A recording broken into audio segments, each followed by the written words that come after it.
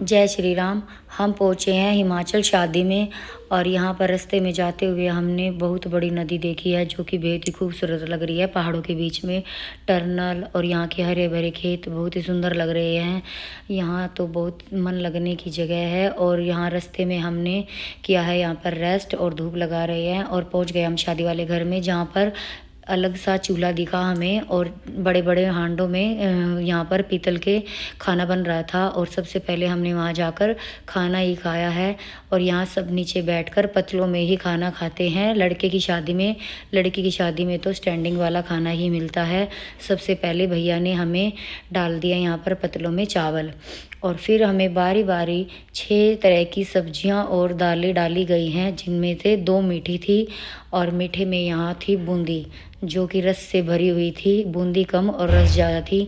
हाथ से खाने का मज़ा ही कुछ अलग है। कुछों के हाथ में चम्मच है जो कि इन्हीं को ही दी गई है वो चमचे, बाकियों को नहीं। और मैंने तो यहाँ पर हाथ से खाकर ही बड़ा आनंद लिया खाने का। और यहाँ की दाल का तो अलग ही टेस्ट है।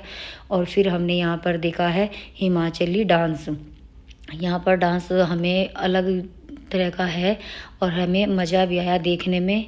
और डांस इन लोगों का बहुत ही सुंदर लग रहा था। और फिर हमने भी डांस किया है यहाँ पर थोड़ा बहुत डांस, क्योंकि इनके बीच में हम तो ऐसे ही कूद रहे थे। डांस तो हमें क्या ही आ रहा था। फिर हमने जिनके घर हम शादी में गए थे उनके साथ हमने यहाँ पर कुछ फ़ोटोएं खिंचवाई हैं। फ़ोटो खिंचवाने के बाद फिर हम चले गए हैं अपने रूम पे रेस्ट करने के लिए। और फिर सुबह उठे, यहाँ पर बहुत ही सुंदर फूल खिले हुए थे।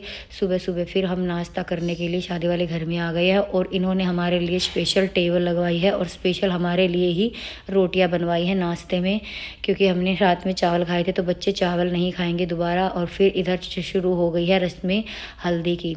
यहाँ पर सब बारी बारी से हल्दी लगा रहे हैं और हमने भी फिर दूल्हे को लगाई है हल्दी। और फुल ब्लॉग देखने के लिए हम मेरे यूट्यूब पर देखिए, कुछ ही दिनों में आ जाए।